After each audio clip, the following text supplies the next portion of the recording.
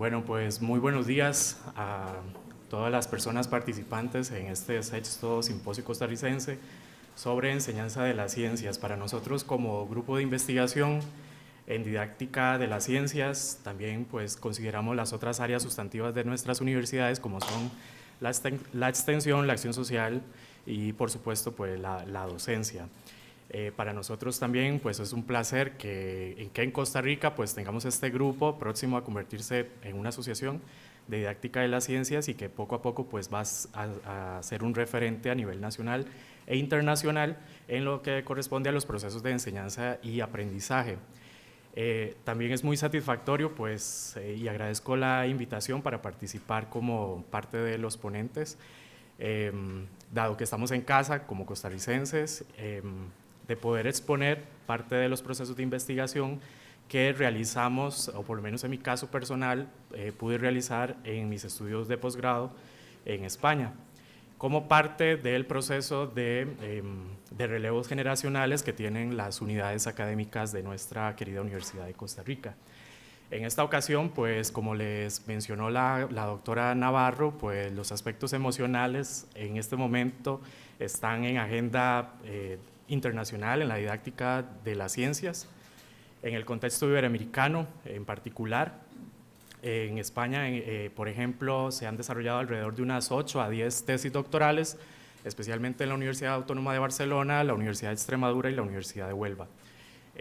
Este trabajo que presento hoy representa algunas ideas claves sobre aspectos afectivos y su interacción, pero vistas desde un marco conceptual que corresponde a un modelo de conocimiento profesional o profesionalizante de los profesores de ciencias que incluye el estudio de las emociones como parte medular de un conocimiento pedagógico del contenido, conocimiento didáctico del contenido, como se suele llamar en el contexto español. Como les dije, el trabajo forma parte de una tesis doctoral que analizaba el cambio de las emociones respecto a distintas dimensiones que caracterizan la indagación escolar en ciencias. Y pues el trabajo pues tuvo el acompañamiento de 3 maravillosas personas, la doctora María Ángeles, el doctor Bartolomé, el doctor Roque, y validado por un grupo experto procedente de la Universidad Autónoma de Barcelona, la Universidad de Cádiz y la Universidad de Extremadura. Cabe destacar entonces que bueno, la enseñanza de las ciencias es una labor emocional donde el amor pues, es un componente importante para establecer ese tipo de interacciones en la práctica de aula o en el clima de aula. Y en este sentido, pues diversos autores pues, nos indican, ¿verdad? Nos sugieren que las emociones enmarcadas en un modelo de conocimiento profesional que incluye conocimiento didáctico del contenido pueden actuar como catalizadores o como obstáculos en las decisiones y acciones que toman los profesores durante la enseñanza, así como en el rendimiento académico de los estudiantes. Y es por todo ello pues, que la formación inicial de los docentes se convierte en un espacio para la mejora de las emociones en la dinámica del clima de aula o de la práctica de aprender a enseñar ciencias. Por otro lado, pues como lo tenemos enmarcado en la parte superior de esta diapositiva, los futuros docentes en nuestros contextos latinoamericanos, iberoamericanos y en particular Costa Rica, pues cuando empiezan los futuros maestros su formación en una asignatura de didáctica de las ciencias, presentan un conjunto de potencialidades, actitudes, valores, emociones, pero también vienen acompañados de un conjunto de dificultades u obstáculos, por ejemplo, la baja formación científica, dado que muchos en particular, cuando comienzan su formación en la didáctica de las ciencias, no proceden de bachilleratos de ciencias o de salud, sino más bien todo lo contrario, hay aproximadamente un 80% que proceden de bachilleratos de las áreas de humanidades y ciencias sociales, lo que repercute pues, en que expongan un conocimiento científico superficial o poco aprendido, una visión deformada de la ciencia y de la actividad científica y un cierto rechazo hacia las ciencias acompañado de inseguridad y miedo que dificulta el aprendizaje de los contenidos científicos y didácticos. Como les decía, pues analizábamos el cambio de las emociones de los futuros maestros, cuáles son sus causas y cómo es que interaccionan. Partimos entonces de una hipótesis de desarrollo profesional que le conocemos en nuestro grupo de investigación como la hipótesis de la complejidad, donde es el formador quien moviliza sus emociones a través de su modelo didáctico personal y su conocimiento didáctico del contenido personal que influye en los procesos de reflexión, práctica y clima de aula, entendiéndose la integración entre la reflexión y práctica. Y que por otro lado, pues las diferentes estrategias de autorregulación emocional acompañadas de una metodología indagatoria tiene el potencial para cambiar la intensidad de las emociones con las que se manifiestan en los futuros docentes, así como la interacción afectiva en la práctica. En el contexto de español en particular, en la agenda de investigación, pues el estudio sobre emociones, por un lado, se ha enfocado en el diagnóstico respecto a las asignaturas de ciencias, a los contenidos científicos escolares, a las causas y su relación con las creencias de autoeficacia docente, el género, y por otro lado el desarrollo de intervenciones metacognitivas y de autorregulación para, por un lado, fomentar el bienestar personal, el desarrollo de competencias emocionales y el desarrollo en particular del conocimiento didáctico del contenido, dado que también pues, una combinación equilibrada entre emociones positivas y negativas, pues tiene potencial para generar cambios en el conocimiento profesional de los docentes. Y es por todo ello que, bueno, en 1986, 1987 es introducido y desarrollado el conocimiento pedagógico del contenido por Lee Schulman. Sin embargo, pues él habla de una amalgama de conocimiento pedagógico con disciplinar, pero se queda un poco su formulación un poco escueta, dado que olvida la incorporación de las emociones y del contexto de aula. Más adelante, en 1999, Magnuson y otros proponen otro modelo basado en las creencias y distintas categorías de conocimiento profesional. En el 2012, en Springs, Colorado, resulta una reunión de expertos internacionales para tratar de llegar a un consenso sobre este constructo y las distintas facetas pues, que tiene la investigación educativa. Y es así que se propone un modelo dinámico iterativo compuesto por 6 dimensiones que rescata las aportaciones de esos autores. Por ejemplo, un conocimiento que incluye el CDC. En particular, comienza con unas bases de conocimiento profesional que todos los profesores de ciencias pues, debemos poseer, como son el conocimiento de la evaluación, conocimiento pedagógico, del contenido de los estudiantes y del currículum. Y también podría agregarse el componente ideológico dentro de la educación emocional. Por otro lado, un conocimiento canónico compartido por una comunidad científica donde se incluyen los conocimientos profesionales sobre los distintos tópicos específicos de ciencias. Ahí se incluyen las representaciones del contenido de Loughran, donde se enfatizan en las principales dificultades, representaciones, metáforas, hábitos mentales, comportamientos y demás. Y es precisamente estos conocimientos que informan y son informados entre sí, y además pues las creencias, los afectos, comportamientos de los profesores amplifican o permean o filtran todos esos conocimientos en la práctica de aula, donde precisamente se encuentra ubicado el CDC o PSK en su acrónimo en inglés. Recordar que bueno, el CDC es un atributo de personal de los profesores considerado como un conocimiento base y como una acción en la enseñanza, y es ahí pues, donde se ubica también la interacción a través del clima de aula, donde se integra desde la hipótesis de la complejidad los procesos de reflexión y práctica, pasando por una dimensión técnica, atravesando una dimensión práctica hasta alcanzar una dimensión crítica, donde los problemas de la práctica asumen un carácter transformador y social. Posteriormente, ubicándonos en la práctica de aula, los estudiantes también experimentan emociones y conocimientos o ideas alternativas que va a resultar pues, en un rendimiento académico, en unos resultados de aprendizaje, y todas estas bases pues, se informan entre sí. Un modelo más refinado de conocimiento didáctico del contenido es presentado en 2019, cuyo CDC está conformado por la interacción entre 3 esferas: un conocimiento didáctico del contenido colectivo, un CDC personal y un CDC en la acción.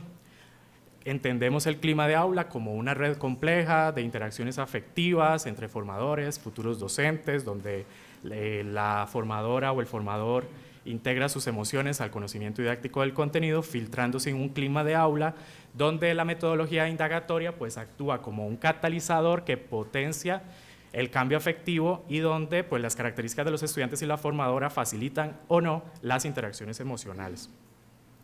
Cabe destacar pues, que este estudio surge en la práctica de la docencia universitaria en la Universidad de Huelva en España, en un grado de maestro en educación primaria, en una asignatura didáctica de Ciencias de la Naturaleza 1, con un grupo en particular de 54 futuros docentes procedentes de las provincias andaluzas, Huelva, Sevilla, Cádiz, Italia y Alemania.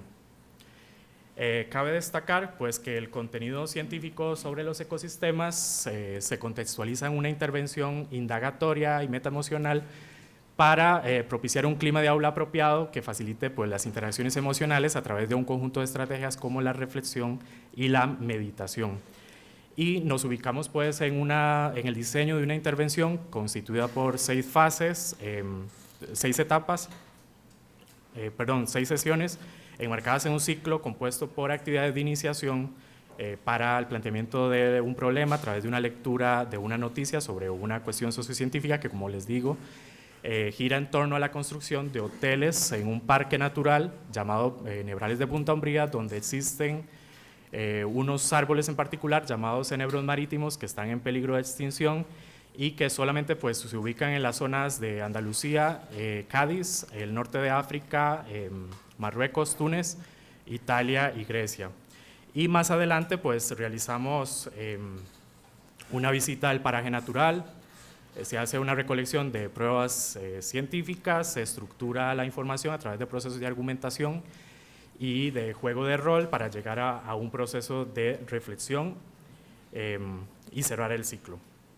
Como les decía, pues es una investigación que tiene una fase cuantitativa y una fase cualitativa que nos compete en este momento para tratar de ver cuáles obstáculos estaban presentes al comienzo de una asignatura y cómo interaccionaban las emociones. Utilizamos una entrevista semiestructurada compuesta por 20 ítems de carácter abierto que surgen a partir del modelo de conocimiento profesional que les acabo de mencionar.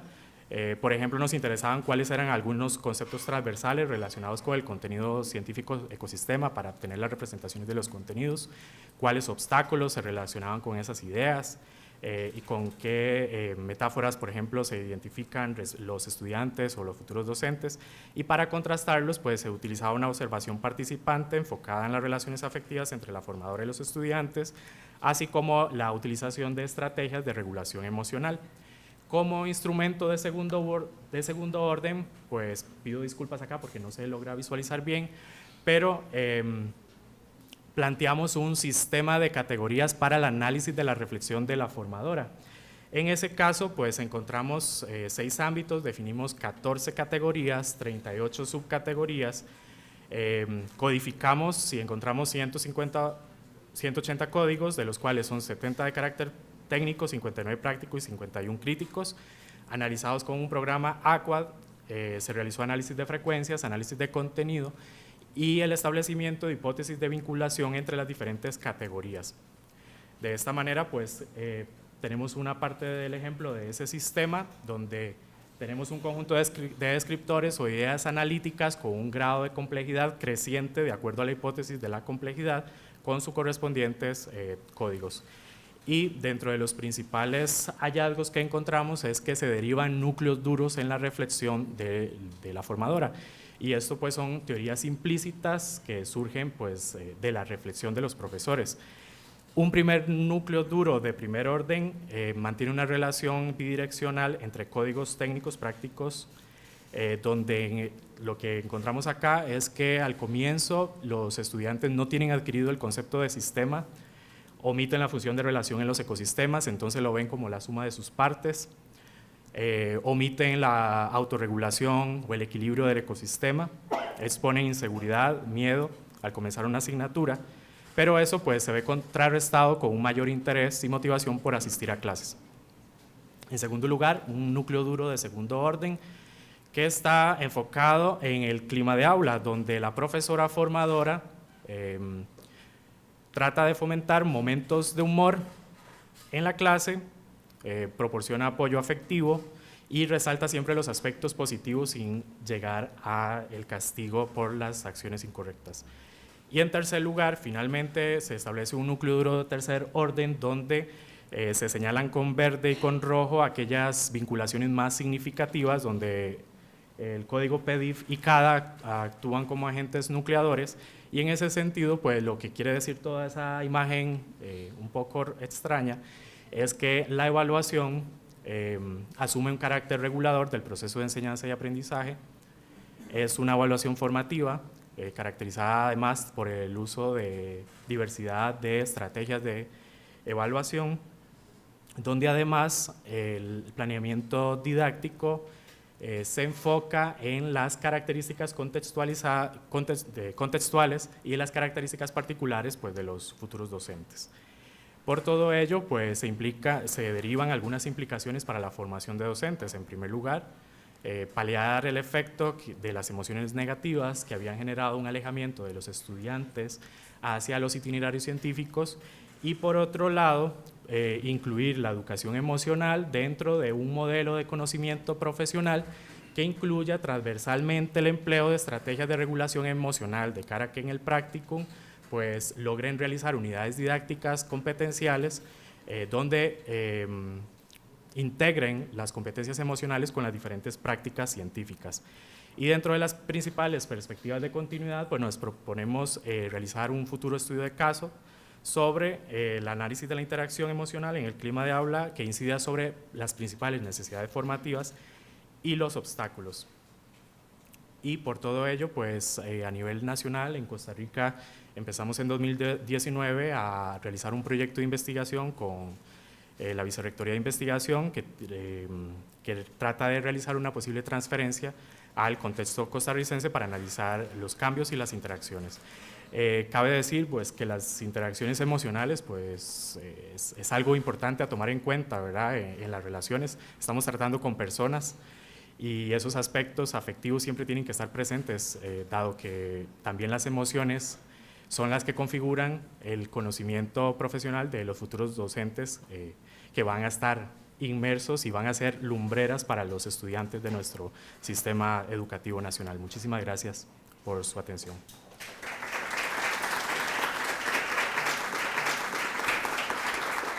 Nos enfocamos en estas funciones ejecutivas, cuya base de operaciones es el lóbulo frontal, que son las que usamos nosotros o deberíamos estar usando en estos procesos de mediación pedagógica y los que se supone que debemos de promover y de estimular en nuestros estudiantes. Sabemos que estas áreas prefrontales tienen un ritmo de maduración relativamente lento en comparación con otras, que es hasta alrededor de los que hayan ido subiendo la edad poco a poco, alrededor de los 25 años, que ya estas áreas van teniendo características de un cerebro adulto, sin embargo no dejan de cambiar o de modificarse. Si bien tenemos muchísimas definiciones más amplias o más detalladas o más concisas de funciones ejecutivas, podemos pensar en que son estas que nos permiten de nuevo resolver problemas grandes o pequeños y tomar decisiones.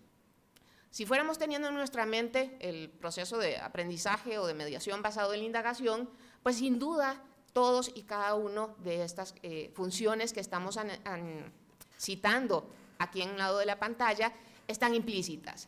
Ahora, el detalle o el punto central es que podamos ser conscientes, y yo creo que ahí está la principal vinculación entre mediación pedagógica y neurociencias, el que sepamos por qué hacemos lo que hacemos y tal vez que podamos entender o encontrar formas de hacerlo mejor. Esto no nos viene a dar ninguna varita mágica ni viene a descubrir el agua tibia, pero sí a entender por qué son importantes enfatizar o tener más conciencia de algunos elementos. Y aquí voy a apoyarme en 3 investigaciones que precisamente abordan este tema de las funciones ejecutivas y su importancia en el proceso de mediación. Una que habla sobre la primera infancia y que encuentra que en esta, lo que nosotros podríamos llamar la etapa preescolar, de los 0 a los más o menos 8 años, uno de los aspectos fundamentales es el enfatizar actividades de mediación que fortalezcan el control inhibitorio de impulsos. Y cuando pensamos, caramba, hay gran cantidad de actividades, de tareas que podemos desarrollar con los niños más pequeñitos que permiten la resolución de problemas, pero precisamente enfatizando en el control de los impulsos, en esa tendencia de que, ok, me espero, pienso antes de actuar. Cuando le agregamos o subimos un pasito más a la educación primaria, los investigadores han identificado que además de desarrollar actividades que promuevan el fortalecimiento del control inhibitorio de impulsos, es fundamental la planificación. Y esto, de nuevo, si estamos pretendiendo formar seres humanos capaces de resolver problemas y de resolverlos de una forma colaborativa, propositiva y prosocial. Por lo tanto, cuando realizamos actividades y tareas en estudiantes de primaria, deberíamos tener detrás de nuestra idea, de nuestro objetivo, de contenido por cumplir, el cómo precisamente poder facilitar ese fortalecimiento del control de impulsos y el fortalecimiento de la planificación, el no dar todo masticado, sino el cómo podemos irlos involucrando cada vez más en cada uno de los pasos del proceso de aprendizaje. Y cuando llegamos a la secundaria, tenemos una estrecha relación con estas que mencionábamos, las funciones de cognición social o estas llamadas habilidades blandas, porque aquí vienen a relucir y ahí relucen cuando los investigadores indagan sobre características de centros educativos en los cuales los niveles de agresión son bastante altos y se encuentran que ahí hay una relación entre muchachos que tienen dificultades en el control inhibitorio de impulsos, que tienen dificultades de planificación y que ahora tienen dificultades en estas habilidades de cognición social o en estas habilidades sociales. Por lo tanto, la mediación no es solo de esos contenidos, es precisamente ese aprendizaje cooperativo, ese aprendizaje en grupo, ese poder aprender a ser tolerantes, a respetar y a escuchar la opinión de otro, a sustentar la mía, pero sin que esto pues, perjudique al resto. Y como punto final, sin duda, la existencia de la plasticidad, tanto en los cerebros de nuestros estudiantes como en los nuestros, justifica, por un lado, el que estemos en actividades como estas, tratando de refrescar conocimientos o de encontrar alguna otra que nos pueda ser de valía, pero especialmente el ser conscientes de que esos cerebritos de nuestros estudiantes están en constante cambio y que dependiendo de lo que nosotros hagamos con ellos en las aulas de preescolar, primaria, secundaria o universidad, podemos facilitar o entorpecer estos procesos de plasticidad cerebral que son la base del aprendizaje. Muchísimas gracias. ¿Ocurre durante toda la vida este tipo de cambios? Ocurren y son diferentes y la velocidad es diferente, pero siempre la genética y el ambiente están presentes. Yo creo que nos hemos preocupado mucho en educación de los contenidos. ¿Me puede hacer por favor los contenidos de ese curso? Eso es lo primero que les interesa. No, yo creo que tenemos que ver esos contenidos, cómo hacemos para que el cerebro los pueda asimilar bien. Y no solamente se nos ocurren un montón de contenidos y nunca pensamos en cuánta información es capaz de procesar el cerebro. ¿No les ha pasado como docentes que llegan al final del curso y dicen, no puedo cumplir los contenidos? Ok, entonces ¿para qué datos contenidos? Plasticidad, de la que hablaba Viviana, y como ya me mostraron el primer papelito, vamos a ir rápido. Decimos que la plasticidad, es el único, ¿ok? Plasticidad, experiencia independiente, es la que depende de nuestra genética evolutiva. Nuestra especie tiene algunas características con las que ya venimos, no tuvimos que haberlas aprendido nosotros, ni siquiera en útero, viene con nuestros genes. Hay otro tipo de plasticidad que es experiencia expectante, que es aquella que ocurre aunque no queramos. Salimos del vientre de la madre, llega luz, llega movimiento, llega tal, y eso ocurre normalmente, excepto que hay un problema patológico, pero ocurre. Eso es algo que todos vamos a estar sometidos. Y está la plasticidad de experiencia dependiente, que es donde la mediación pedagógica es importante, y es ¿Qué quieren hacer ustedes? Yo quiero tocar piano, pero no todo el mundo quiere tocar piano, ni todo el mundo quiere jugar bádminton, ni todo el mundo quiere jugar guitarra. Y eso dependerá de cómo yo enfrente eso que yo quiera hacer. Y esa plasticidad depende de cada persona. Esa plasticidad se puede ver morfológicamente con las conexiones, esto que ustedes no ven muy bien, pero que se debería ver aquí, son las espinas dendríticas, que cuando uno aprende, aumentan en número y aumentan en tamaño. Lástima que no se ve bien. Pero esto ocurre, y ocurre constantemente, y no necesitan ser 10 años de práctica. En modelos experimentales animales, ustedes pueden tener, después de 3 días de una práctica particular, observar cambios morfológicos ya en las células y las conexiones. Se están ocurriendo constantemente. Pero hay que tener claro que somos individuos diferentes, y entonces, ¿cómo esperamos que todos tengan un 10 en el examen? No se piensen en eso. El ambiente y, por supuesto, la experiencia de todos nuestros estudiantes es diferente. Y ustedes que me están oyendo a una misma persona, cada uno va a obtener de mí o nada o diferentes cosas dependiendo de su experiencia, de sus intereses, de su genética. Es una interacción compleja y en eso nos metemos. Y hablemos un ratillo de las emociones. Me avisa el minuto. Dios mío.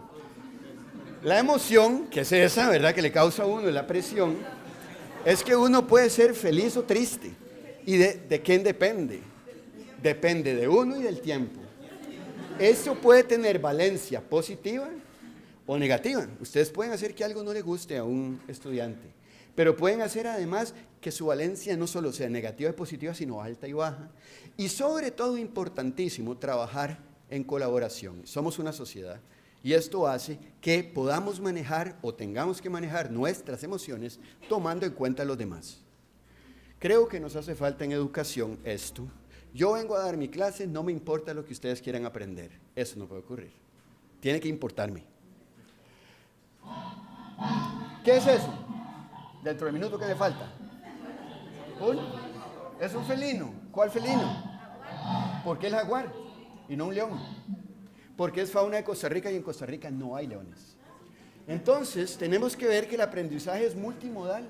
Y solo eso ya hace que haya, diga, un felino. Yo no sé por qué. Yo no sé si todos creían que era un serrucho que alguien estaba cortando, pero es un jaguar. Tengo la parte visual y además le enseño al niño a escribir jaguar. Pero además le enseño dónde está el jaguar en Costa Rica. Una diapositiva, un montón de información y el cerebro funciona así, asociando diferentes estímulos. Cada vez que nosotros tenemos un estímulo, muchas partes del cerebro se activan, no el 10%, como se suele decir en educación. Con solo la palabra hola tenemos la parte auditiva, con solo decir hola se mete la parte de vocalización, con solo leer hola tengo que activar la parte de visión, y con solamente, ¿qué quiere decir hola?, tengo que activar mi corteza prefrontal. O sea, solo eso. 25% del cerebro utilizado para hola. Y por último, quería yo ponerles un ejemplo, lástima que tengo que ir tan rápido, pero bueno. Creamos nuestro mundo a partir de experiencias que se recrean y reconstruyen constantemente. Nuestro cerebro es asociativo. Ojo esto. Lean, rápido. Tenemos menos de 10 segundos. ¿No pueden leer? Ok, pues lean, yo quiero oírlos. Ok, no lo pueden leer todo. Vean qué cosa. El día en que ustedes aprendieron a leer, perdieron la posibilidad de evitar leer. Es imposible. O sea que ya logran que su cerebro, con solo ciertos elementos, logre armar el resto. Y eso es lo que el cerebro hace constantemente. Entonces, ¿por qué tanto contenido? Y no menos contenidos, para lograr armar el resto. Entonces, joven, solo quiero una joven, más joven de todos aquí, pues digamos que usted. ¿Qué es esto que está detrás del panel blanco? Un cable. ¿Y qué hay en el cable? Porque es muy grande el panel blanco. No importa, ¿qué cree usted? Podría ser mi abuelita también, pero... ¿Ah? Un micrófono podría ser. Y yo le pongo esto, ¿qué es? Un teléfono. ¿Usted hubiera dicho que es un teléfono? Claro que no, ¿por qué? Porque ella es más joven y nunca vio estos teléfonos. ¿Nunca lo vio? Entonces, el punto es, eso solo es un teléfono para aquellos que hayan tenido la experiencia del teléfono. Pero para usted esto es un teléfono. Ojo lo que tienen ustedes en sus aulas. Entonces, decía alguien, tengo mi network y todo, tacatá, papá, ¿ustedes qué usan en la escuela? El cerebro. Y en realidad eso es lo que tenemos que seguir usando. La tecnología es útil, pero no tiene que reemplazar al cerebro que siempre estará ahí. Entonces, para finalizar esta cosa, el aprendizaje es como el alimento.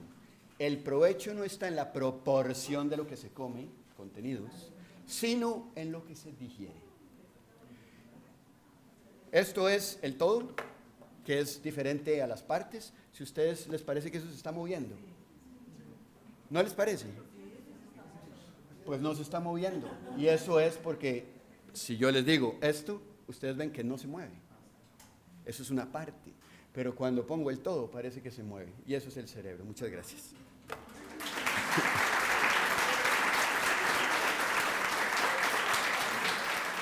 En realidad, primero agradecerles nuevamente la oportunidad de estar acá con ustedes.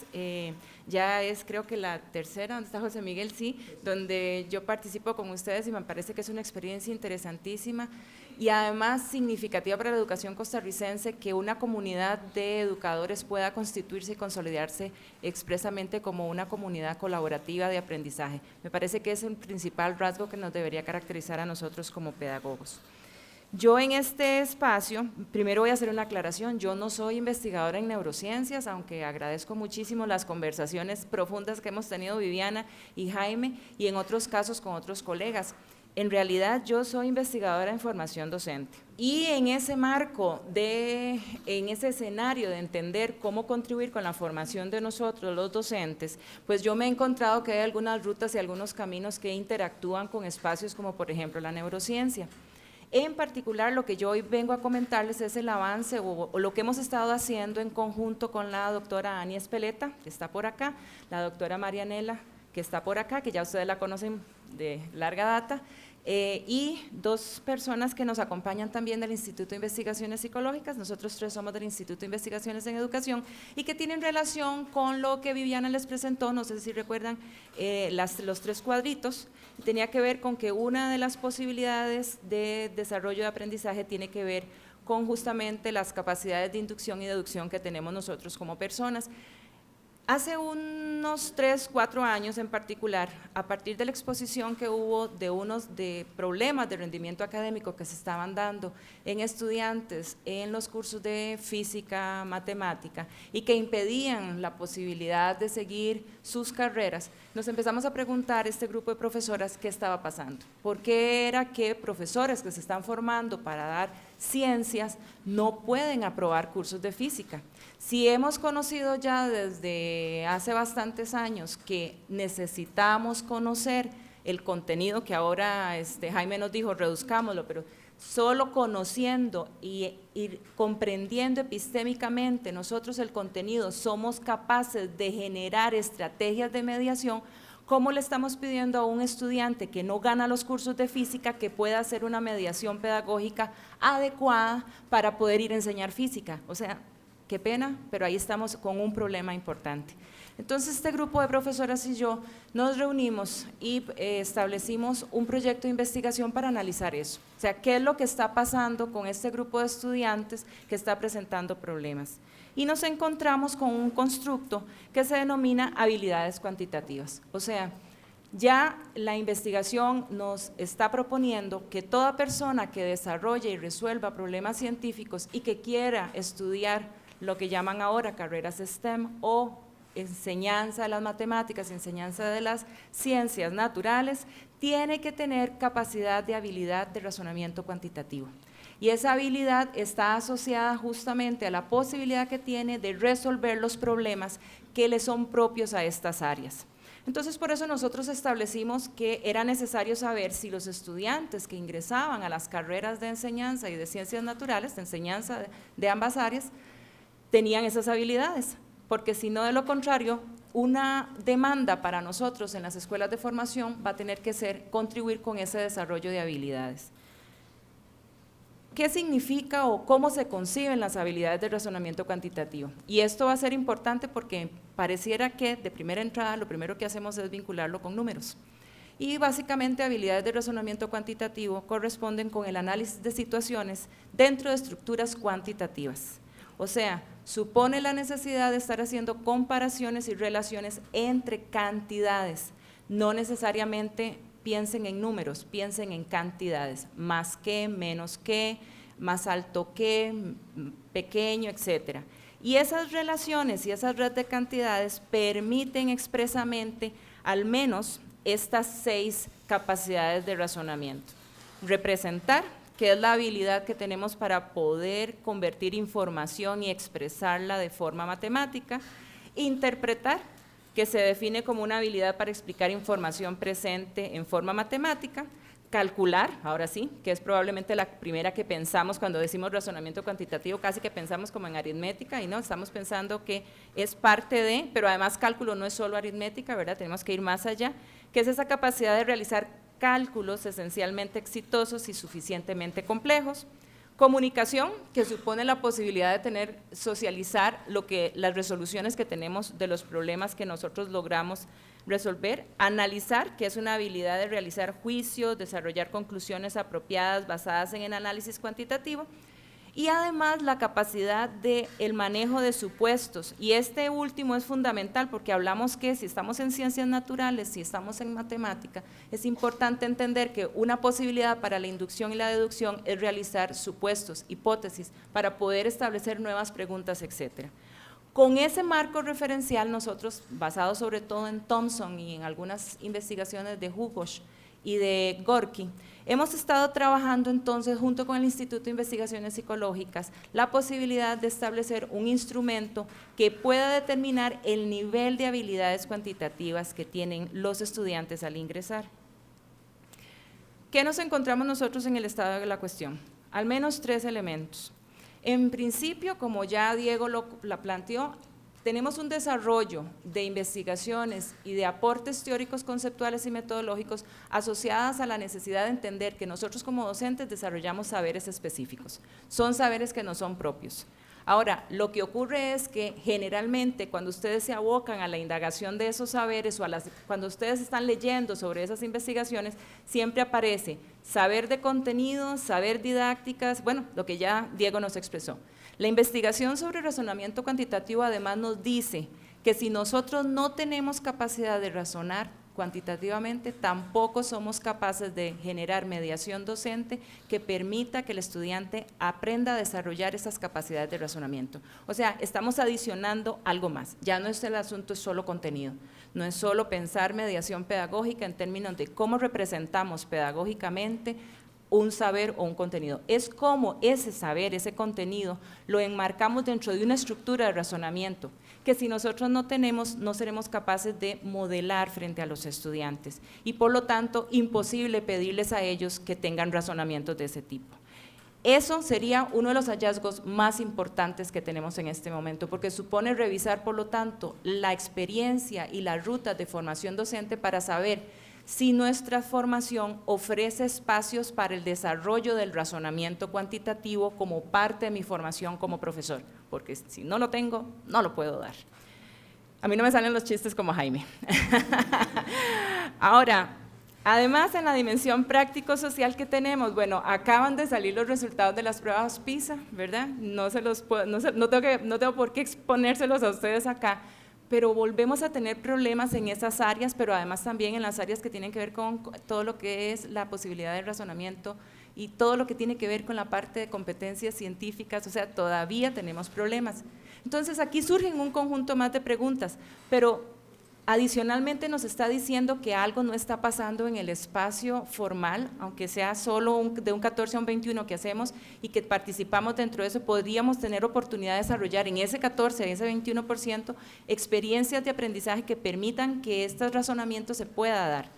Los resultados de la Universidad de Costa Rica, en términos de lo que se llama DIMA, que es el diagnóstico de las matemáticas, nos ofrece que en los estudiantes que están ingresando a las carreras de enseñanza de la matemática y ciencias naturales, muy pocos llegan a superar la nota mínima.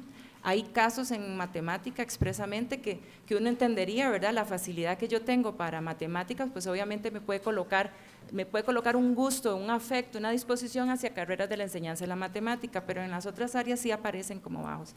Y los datos preliminares en relación con el rezago y la repitencia nos muestran situaciones muy alarmantes, o sea, personas que repiten hasta 5 o 6 veces en estas carreras cursos de física, matemática y cálculo.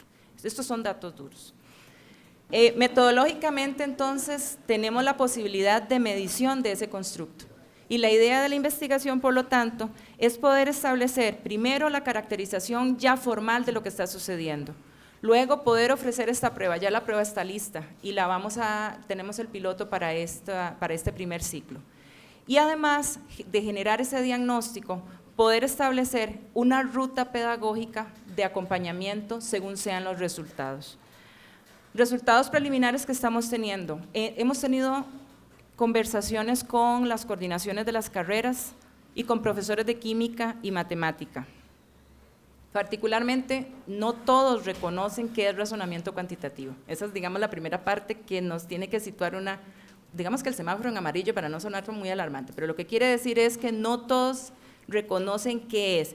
Yo no hago distinción de si son de educación o si son de química o de matemática. Ninguno de ellos pudo identificar expresamente qué es razonamiento cuantitativo como está definido teóricamente, pero sí tienen una alusión a entender que el razonamiento cuantitativo es necesario para poder aprender ciencias y para poder aprender matemática, y se concentran sobre todo en la parte aritmética y el cálculo aritmético y lo que tiene que ver sobre todo con la necesidad de razonar, de argumentar. Entonces, aquí el asunto implicará que tengamos que adentrarnos más en cómo la currícula de formación está reconociendo o no estas habilidades de razonamiento. También expresamente hemos encontrado que no todos ellos reconocen dentro de sus programas de curso, sobre todo los profesores, qué estrategias están utilizando y cuándo están desarrollando razonamiento cuantitativo. Aunque todos ellos asumen, recuerden que son preliminares, no puedo hacer generalizaciones con esto, pero aunque todos ellos asumen que los cursos de ellos están asociados a razonar, a indagar, a problematizar, a hipotetizar, no pueden establecer dónde lo están haciendo ni cómo lo están haciendo. Muchas de las razones es que nos situamos más en el contenido, también los profesores universitarios. Muchísimas gracias y quedo a su disposición.